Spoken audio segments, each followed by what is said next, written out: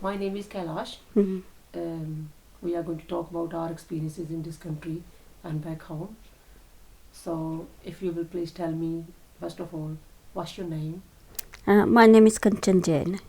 uh, and what's your place of birth and your date of birth? I was born in India, in Rajasthan, in Byawar, Yeah. in 1935. Uh-huh. And when did you come into this country? 1961. So, did you come straight from Rajasthan? No, we got married there in 1958, and he was Mhm. trying to settle in India, Mhm. but the things didn't work out for him, whatever he wanted to do. Mhm. So, and he was here before that. He spent 2 years before marriage here. So I said, why don't you try and go to England and see if you can settle there, and I'll join you later. So he came in 1959, Yeah. and I joined him in 1961. What kind of family you had in India? I've got, my mother had 11 children altogether, but Oh. 7 of us survived. Yeah. And we all went to college and university, and my parents were very much for education. Mm-hmm. So they spent all their money on our education Mm-hmm. instead of anything else. So, what education did you have in India? I did MA in sociology. Right. And which college was it? Like I did it from Agra University. Agra University. That's very nice. And do you remember any of your childhood memories, like early memories, which was really, Oh, quite a lot. I was. um, Actually, I went to a missionary school, in our town. Yeah. The mission school was the best school, Uh-huh. and their standard of education was very good, Mhm. and their discipline was very strict. And I was the eldest of the 4 younger sisters. I had 4 other younger sisters, and they followed me in the same school. And I was the one who was told off if their hair weren't done properly, if their clothes weren't ironed properly. Mhm. So I used to hate it. Why do we have to get up in the morning and get them all ready and take them to school? And then, because I was doing so well at school, if they didn't do well, it was my fault. Why didn't I teach them? And I used to love to play games and play the boys' game outside because I had 2 elder brothers. And I used to tease my brother very much, and he used to beat me up like anything. Mhm.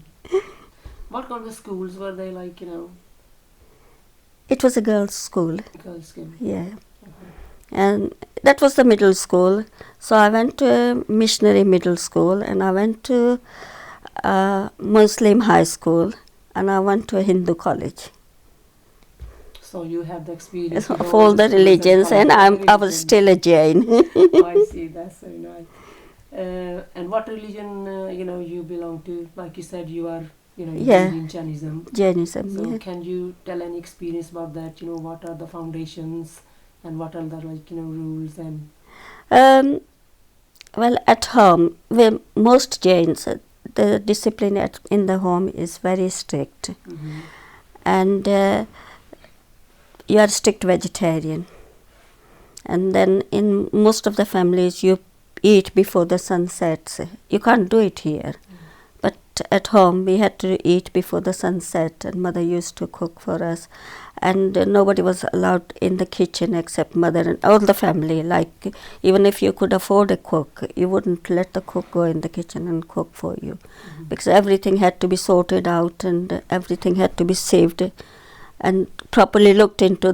There's nothing in it, no kida makoda or anything. Yeah. And about 5 days in a month, 5-6 days, we won't have any green vegetable in the house Yeah. because that was forbidden. Mhm. And So are you strictly vegetarian? yeah, we are strictly vegetarian still, the whole family. Mhm. What are the main principles of Jainism? Ahimsa, Yeah. that's non-violence. Non-violence. Duty, Mhm. seva, that's looking after others. Yeah. Not hoarding much. Mhm. Truth, Yes. and no stealing. All the main principles of other Other religions, but the most important thing is non-violence. So when you were in India, have you had any experience of politics, like there? Oh, my father was a great man for Indian independence movement, and we used to get the banners out, sir. And we used to say, "Quit India, quit India." We used to go around the streets, and I remember once my father got all the foreign clothes from my mother's chunni and all, and they had a big holy there. They burnt it all, Mm-hmm. and when the Quit India movement was going on, Yeah. we were all taking active part in Mhm. it. I suppose that was in 1942. The Now Quit India movement. 45, 42, I think. I wouldn't remember from 42 because I was so too young, but I think it was, well, India got independence in 47, and the war stopped in 45, and it was between 45 and 47. Mhm. How old were you then? 14, 13, 14, I think, 12, 13. I was born in 35, so 12, 13, yeah. I mean, what was your, thoughts that time?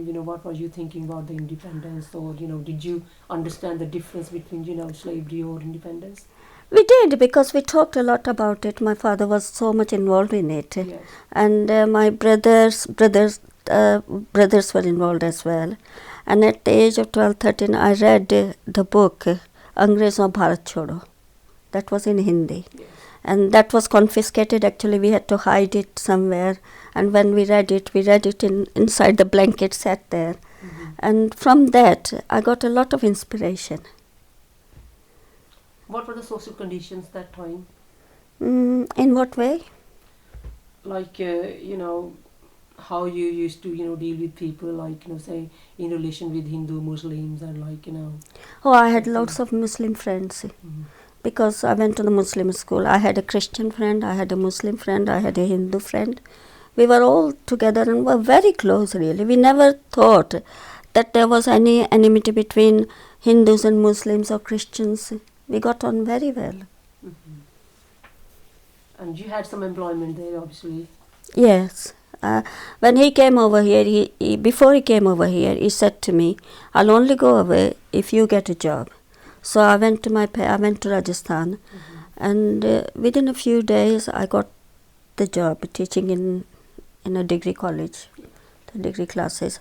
And then he said he'll come over because he didn't want to leave me behind. Was it very far from your residence? 600 miles from Punjab, Yeah, what were the from travel- home. Sorry. It was about 150 miles from my home. Yeah. So, but they made all the arrangements for living accommodation and everything. Right. Well, the next thing is, when you come from India, you chose England to Mm. migrate. Was there any special reasons? Only because he was here and I wanted to join him. Right. I couldn't So- think any further than that because we were already married 3 years and I didn't spend any time with him. Yeah. Not a month together we were. So, just to join him. Yeah. What images did you have in your mind in India about England? Actually, I read a lot about it, and everybody was so keen to come over here, and just like people have now, the payments are covered with gold, and everything is so bright, and everything is so nice, and life is Yeah. wonderful here, and people. Yeah. So I had the same idea, but when I came here, I had a shock of my life. What kind of shock you had? First impression. Well, first of all, the house was so small, this isn't a very big house, but that house was even smaller than that. And I was on my own, and I used to look at the walls, and is that all I'm going to do here? There was some excitement because we were together. I just wanted to be with him, and that's it. But when he used to go to work, because he was doing shift work at that time, and he used to work in Sankey's. And when he used to go out to work, I was on my own all day with nothing to do. I brought a lot of books with me. I used to read those. My brothers used to send me parcels of books, and I used to read those. But after 6 months, and I came in June, So that was the best time of the year. And I could sit outside and he'll take me out and we go to the park, and whenever he had time, he'll spend the time with me. But because working on shifts, he had to spend some time in bed as well. Night shifts, like he'll be out during the night. And that was the most scary part of it. Because I'd never been in the house on my own at night. And when winter came, it was really awful. Because it was so cold. There was no central heating, no carpets in the house, just one little fire in the living room, and you go in the kitchen is so cold. And you just say, if you go out, you have to wear so many clothes, you better not go out. Which you were not used to in India. No. So did you have any financial problems when you come from India? Loads, yes. Yeah. Sorry. And I came in June, and I was pregnant straight away. And he was working in the factory, and he lost his job in October. There was a redundancy, and he lost his job. So then he was worried what we are going to do, because we didn't have any saving to fall back on. And a friend of ours was working in education, and she said, why don't you try for teaching, because he's a qualified teacher from India as well. And he said, oh, they're not going to keep me. In those days, you didn't even try for that kind of jobs. So he said, he said, oh, nobody's going to take me as a teacher. But I said, why don't you try? There's no harm in trying. So 3 weeks before Christmas, he went, and they said, yes, when can you start? And he said, I haven't got a job, I can start on Monday. And when he was signing on, we got £4 a week, you see. And when he started the job, he worked 2 weeks before Christmas. And they said they'll pay him, they'll keep 1 month under, and he'll have to work another month to get the salary. So he thought he can go and sign on and get some money from there. But they said, no, your P45 is gone and you can't sign on now. So he was so worried, the baby's coming, I've got no money, what to do? Then somebody suggested, go to the education department and ask them if they'll lend you something. So he borrowed £50 from them. And that's how we managed it. And the first salary came the week the baby was born. Where did you have your first baby? Here in Wolverhampton. And what is your experience, in the hospital, like, No, I had the baby at home. Because in those days there was no provision for vegetarian meal and all that. And we decided we'll have the baby at home. And they were quite good. The doctor was quite good. The midwife was very good. Yeah. But do you think, like, having babies or bringing the babies up comparatively in India and in England, is it any different? It's very hard here. In which way? Well, in India, there's always the mother-in-law or the mother or sister or the family to look after the baby. And the doors are always open. Somebody's coming in, somebody's going out. Here, there's only you looking after the baby, and there's no help, and the weather is so bad. And now they have disposable nappies. In those days, they didn't have disposable nappies. You had to, drying the nappy was a big job. Yeah. You got to keep 3-4 dozen nappies so that you put them in by the fire, and then they'll dry. They'll take 3 days to dry. Right. So, did you have any, cultural shock when you arrived on the airport? I didn't come by air. I came by ship. Yeah. And the picture of London was totally different in my mind. And when I came off the ship, he met me there. And we drove through London because he hired a van for the whole day. So he said he'll take me round to London before we go home. You could see a bit of London. Yeah. And all the buildings were covered with grey soot, and it was so depressing. I said, this is London.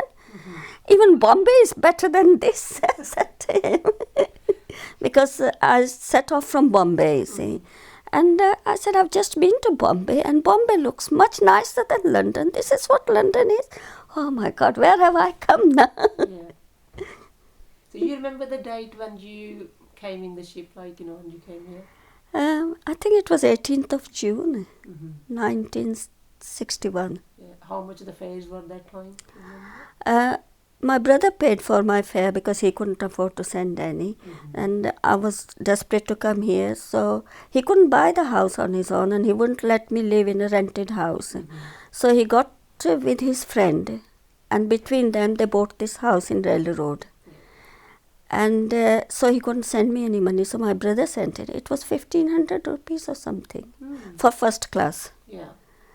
But if I could go lower decks, it was probably less. But they knew that I must travel in comfort. Is there any favorite, your memories of the journey in the ship? Oh yes. Well, I was very sick. I was so travel sick, and there were three of us sharing the cabin. Right. And this one woman, she was a nurse in the wartime, and she was coming over, and she was in our cabin. Yeah. And she realized that if I don't get any help, I'll die probably. So I couldn't keep any food in. And she took me to I had 75 rupees with me. And she asked me if I had any money, and I said, yes, this is all the money I have, you can have it. And she took one note out of it, and she went to the shop, and she got me the travel sickness tablets. Yeah. And after that, she was such a good friend, and I relied so much upon her, and she made the journey so pleasant for me. And we kept on writing each other for a long time. Right. So you came from India in June Yeah, 1961. 61. And when you settled here in England, did you have to have any more education to get your employment? Like you said, you were, you had the job as a teacher. Yeah. Did you have to have any training? Well, when I first came here, like all the Indian wives, thought I don't have to work here. He's working, and that's it. I'll come here and I'll stay home and look after the baby and do whatever it is. By the time she was 2, I was so bored. Yeah. I said to him, I'll have to do something, otherwise I'll go mad. And then I started looking, and we went to the, because I had degree in sociology, I went to the probation service and asked them if there was anything I could do. And they said, yes, I could do something, but I'll have to go to London for 3 months training, which I couldn't do because by that time I was expecting the second baby. Then I applied for a teaching job, and I had the interview and everything because he was teaching. My husband was already teaching, so he said, there's a vacancy. If you want to apply, I'll get you the form. He got me the form. I applied for the job. I had the interview, and they said, oh, we'll start you after Christmas or Easter, whatever it was. Then for a year, I didn't hear anything. In the meanwhile, I had the son. And then I got to know somebody in education committee. And I spoke to him and I said, I applied for this job and I had the interview and I was promised to start after Easter, but I haven't heard anything about it. They didn't even say, no, you can't start. So he went and he found out. And he said, look, we are so short of teachers, and why don't you make use of this teacher? Because in a way, he had the interview with me as well. And within a week, I had the letter that I could start in Bingley, because we used to live in Owen Road, you see, part-time. And I was over the moon. And my husband was very cross with me. He said, now the baby's so young, what are you going to do? I said, I'll make some arrangement, but please let me go out of the house. Let me do something, otherwise I'm like a cabbage at home and probably I'll strangle the baby. So he said, okay. And he was very cooperative afterwards, and we found a friend who looked after him for a bit. Then he went to the day nursery. So it worked out. I worked for part-time for 2-3 years. Then I went full-time. What kind of relationship you had with the other teachers and, with the education? Well, as far as the colleagues were concerned, they were very cooperative and they were very understanding. But the head teacher at that time at Bingley, Mm. she was a big racialist. Mhm. And the first day I went, she said, she opened the door and, "Now what can I do for you?" Mhm. And I said, "I've been sent by the education department to report here, and this is my appointment letter." Mhm. "All right, so what shall we do?" Mhm. She sat there 2 minutes thinking. Then she said, "All right, I'll show you around the school Mhm. and I'll put you with one of the teachers." I said, "Okay." Mm. But if I did anything right, that was wrong. If I did anything wrong, that was wrong, obviously. Mhm. That's the first time I walked into an English school. I didn't have any children to go to school, so I didn't know anything about the schools in England. And the other staff were very good. They said, this is what we are going this afternoon. It was 2 hours in the afternoon. And this is the group you are going to work with. That was fine. But the head teacher didn't like. Mhm. She didn't like anybody. And because having a baby and all that, I used to get ill a lot as well. And once or twice, I said to my husband, "Can you go and tell her that I'm not coming this afternoon? I'm not very well." And she opened the door a little bit, looked at his face and said, "It's my lunchtime. It's my lunchtime." And he just said, "I've just brought a message from Mrs. Jain. She's not coming this afternoon because she's not very well." Mm. And I could see the Asian children used to come to school. At that time there was a big influx of Asian children. Mhm. And she used to tell the parents, "No room here. You can't come here. I can't have them." Mm. She used to get the letters from the office, that a list of children. These children got to start in this school. Then she'll have them. Mm. And anything else, she made my life really miserable. Mm. So I went to the office and I said, "I can't work here. Either you give me a sack or change the school." And they said, "No, we need you desperately. We won't sack you, but we'll change the school." So they changed the school. They sent me to Dudley Road. At that time, that was a primary school as well. Right. And I was very happy there. Mhm. But here, the head teacher was awful, she was. What kind of housing you had here? It was a terraced house, 3-bedroom terraced house. And when I came, there were my husband and his friend. Mm. And then when I came, there were 3 of us. Yeah. Then his family came with 2 children. Right. So there were 6 of us. Then the baby was born, Mm. the 7 of us. And then his nephew came as well, my husband's nephew. Mhm. There were 8. Then another nephew came. And she had a baby. So at one time, there were 11 of us in that house, Mhm. 3-bedroomed house. What kind of facilities were in the house? Did you have? Well, there was a bath in the kitchen. Mm. And the toilet was outside in the yard. Right. There was running hot water, yes, we were lucky. But we were lucky to have that bath in the kitchen, And in Yeah. those days, they didn't have bath in the house. Mhm. You used to go to lot of people used to go to the central baths. Yeah. Can you tell me something about your family life? Here, Yeah. when I was expecting the second one, I said to my husband, "I'm not going to have the baby in this house. It's too crowded." Yeah. So we bought another house in Owen Road. Yeah. So it's a 2-bedroom. It was 2-bedroomed house. We lived there 10 years. The neighbor was very good. Mhm. And the children went to the same school as I did. Right. And what else do you want to know about my family? The children are grown up now. Yeah. The daughter's done degree in social sciences, Mhm. and she's done PGC, so she's teaching at Woolstone School. Mhm. My son did diploma in business studies, Yeah. and he worked for the council for 12, 13 years. Mhm. And now he's given up his job and he's bought the post office in the town. Right. His wife is teaching as well. Mhm. And the son-in-law is working for a firm of importers and exporters in Birmingham. Yeah.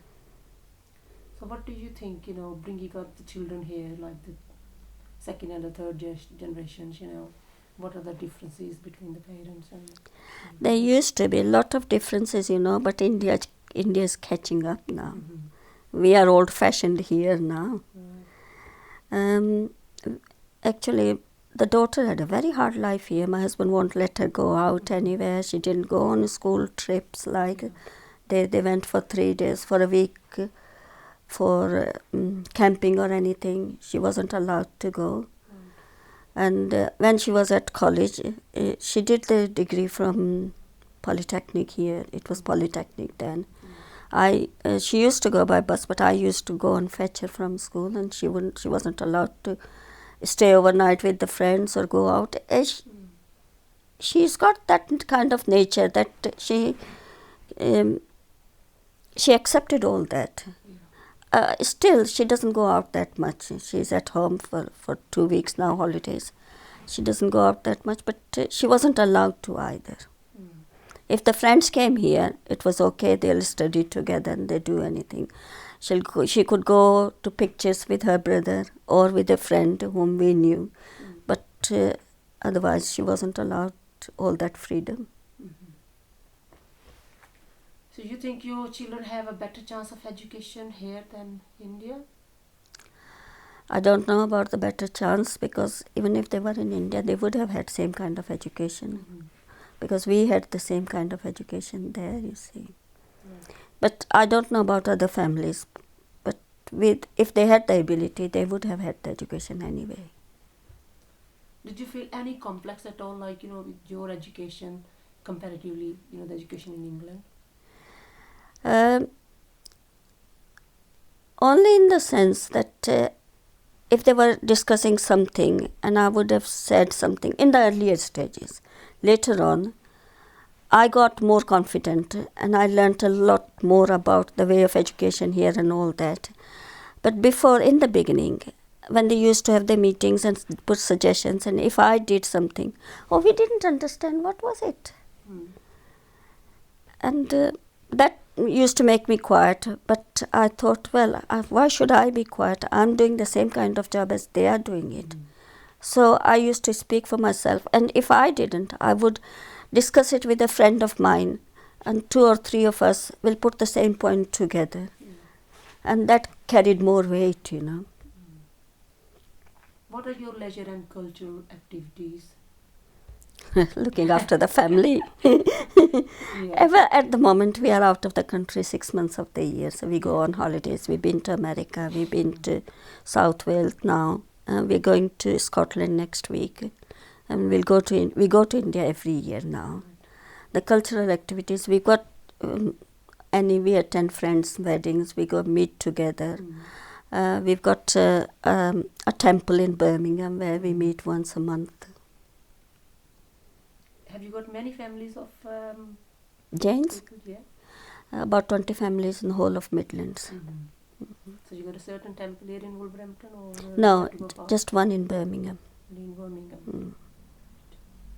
Can you tell me any experiences in the politics here? What kind of politics? I never What did you took think it. about the politics here, the government and... Well, when the Conservatives come, they change what the Labours have done. When the Labour come, they change what the Conservatives done. Yeah. At one time, our people used to think Labour is good for us, but nobody is good for us. You have to fight for your own rights.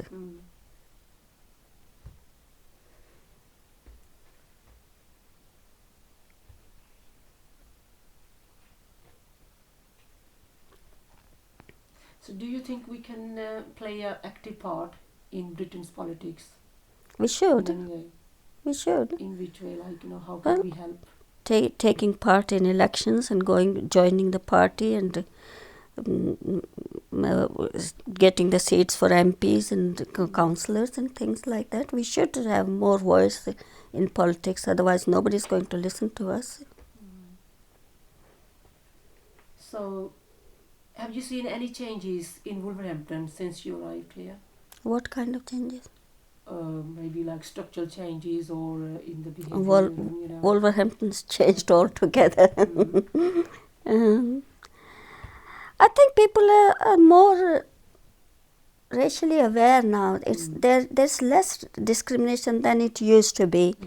Like I remember when my children were younger and we were going on the bus, and my husband said, two adults and 2 children. and this woman, she was West Indian. She was the conductress, and she didn't give enough change, or she didn't give enough tickets. So I can't remember now. But he said, I've asked for 2 children and 2 adults. Why don't you speak properly? Why don't you go and learn English? And I was so cross. I said, I can teach you English if you want to learn. And my husband said, be quiet, don't start argument. So in that sense, and if you went to the market, they'll demean you, you know. But I think that's going now. It's not as obvious as it used to be. Do you think children are, more mixed up with the other races than it used to be in your time? No, well, as far as my family is concerned, they know that they are Indians, and that's it. Because when my daughter was younger, you know, she's very fair. You know, you've just seen my granddaughter. Her mother is even lighter skinned than she is. And once or twice somebody said to her, are you Anglo-Indian? And she was so cross, she said, no, I'm 100% Indian. So they have this concept that we are Indians, and that's it. Did your children feel any racism straight away in schools or wherever? Well, they never said anything about it, because up till the age of 9, 10, they went to school with me. But once I remember my son was at Highfields, and he took part in a drama production, and he used to go in the evening for practice.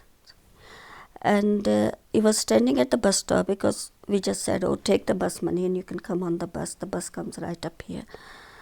And when he was standing at the bus stop, they beat him up. He came home all bruised. We took him to the police, we took him to the hospital. And everybody asked, why did they do it? And he said, I don't know. You want some more? Whether it was racist attack or whether he was just on his own and it was children's play, I don't know. But we were upset that, and we never let him go on his own for a long time, because it shattered his confidence as well as ours. So did you complain to anybody? Well, we took him to the police. We complained to the police, and police said take him to the hospital just in case. Nothing came out of it, but it was upsetting. So what do you think you have contributed to the Wolverhampton and, the British society? Whatever knowledge I had of it. Because when I was teaching, I used to have all the children who came from India, didn't understand English. The head teacher used to put her, or anybody who had problem, with me, because I understood them better. And if the parents had any problems, they always came to me. For 2-3 years, I ran the English classes, teaching English to Asian mothers that used to go up in the church in Lee Road. And I did that when I was working part-time. I used to teach them. I was member of the racial committee for racial equity or something for a bit. Then when the family started growing, and I couldn't do it. And I think I've done my bit, but... How do you think our identity is important to us? It's very important. We can't be English. We are Indians, and we want to remain Indians. We don't want to do anything that hurts anybody, But we still got to keep our identity. In the beginning, when we came, it was all integration. If you live in Rome, you do what the Romans do. But that wasn't going to work, because our cultures are so different. So have you achieved all your aims, what you aim to achieve? I don't Coming to England. There was no aim. Yeah. Actually, I didn't come with any aim at all. I only came to join him. He was here, and he was the aim of my life, that I wanted to make a life together with him. Right. And yeah, we had very happy life here. So you are happy here, living in Wolverhampton? Yes. Well, we missed going home a lot. For first 10 years, we couldn't make a journey back, you Right. see. And that was a very sad time. I Mhm. missed my parents very much. Yeah. But after that, every 4, 5, 6 years, either he went or I went or we both went. And we went for the children's weddings. They got married in India. So, but I don't know what the aims achieved or not. I mean, in a way, like, have your children done well and, like, you achieve what you Yes, wanted they've to? settled well. We are happy about the children. They've done. We had no problem with the children. We were very lucky, really. Okay, Mrs. Jen, thank you very much for your time. Thank you very much.